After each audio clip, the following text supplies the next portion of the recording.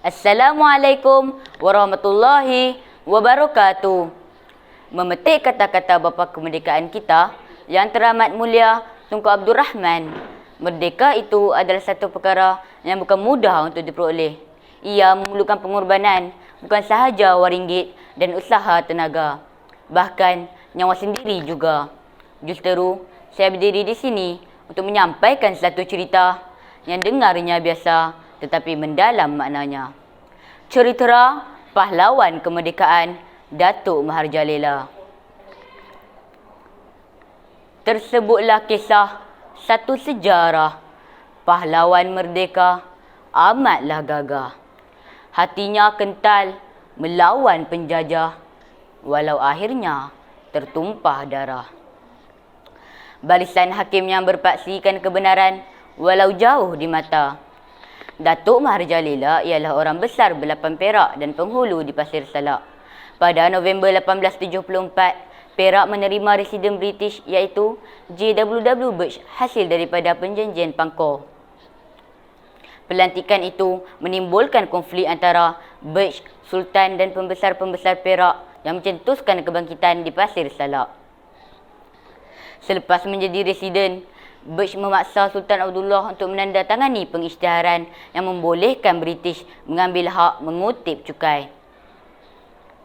Sultan Abdullah diugut akan diturunkan tahta jika enggan menandatangani pengisytiharan tersebut. Birch membakar rumah rajangah orang besar kerana meneruskan pengutipan cukai timah di Bidur. Birch dibenci oleh Sultan dan pembesar-pembesar Perak apabila beliau mengharamkan amalan perhambaan yang menjadi adat resam Melayu. Birch sengaja menimbulkan permusuhan apabila menyimpan hamba-hamba wanita di rumahnya.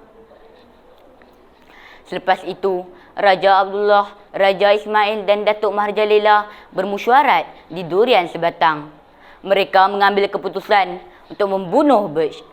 Datuk Mahajalela dan pengikutnya Datuk Sagur, Panda Indut dan Sepuntum menawarkan diri untuk membunuhnya. Birch dibunuh ketika mandi di atas rakit berdekatan perahunya. Panda Indut telah diarahkan untuk merejam lembing ke arah tempat Birch mandi. Rejaman lembing tersebut membuatkan Birch jatuh ke dalam sungai. Birch yang masih bernyawa berenang ke darat untuk meminta pertolongan dan ketika itulah si Puntum menerpa dan menetak kepalanya dengan parang panjangnya. Mayat Birch ditemui pada petang keesokan harinya sejauh 182 meter dari tempat kejadian.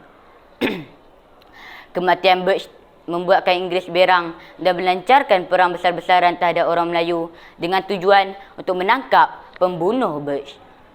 Rumah-rumah orang Melayu yang disyaki telah dibakar. Kota pertahanan orang-orang Melayu Perak di Batak Rabik telah diserang sehabis-habisan dan akhirnya ditawan. Askar-askar Inggeris terus marah di sepanjang Sungai Perak dan membunuh tanpa belas kasihan. Sungguh pun kekurangan senjata dan taktik peperangan, orang-orang Melayu Perak masih mampu melawan orang Inggeris. Peperangan ini telah berlarutan sehingga tahun 1876 dan berakhir setelah semua yang terlibat dalam pembunuhan Birch ditangkap dan dibicarakan. Para hakim yang budiman, begitulah kisah pahlawan dahulu kala yang bertukus lumus untuk memerdekakan negeri mereka dari cengkaman penjajah. Datuk Mahajalela mempunyai semangat cinta akan negara yang membara dan semangat kental itu tidak pernah berakhir sehingga titisan darah terakhirnya. Semangat juangnya harus menjadi inspirasi, harus meresap ke urat nadi pemuda-pemudi negara. Kata Tun Dr. Mahathir Mohamad, orang yang tidak tahu sejarah akan mengulangi sejarah. Oleh itu, ayuhlah kita menjadikan sejarah sebagai kalam pendoman dan tauladan yang perlu menjadi penanda arah dalam titik kehidupan kita. Dengan menyelami erti kemerdekaan, dengan menyusuri lembaran sejarah bangsa akan mengingatkan seluruh rakyat betapa perjuangan kemerdekaan tidak pernah terhenti. Sesungguhnya, tiada kemerdekaan tanpa perjuangan. Bertatah permata keris pusaka, dibawa putera tuju ke selat.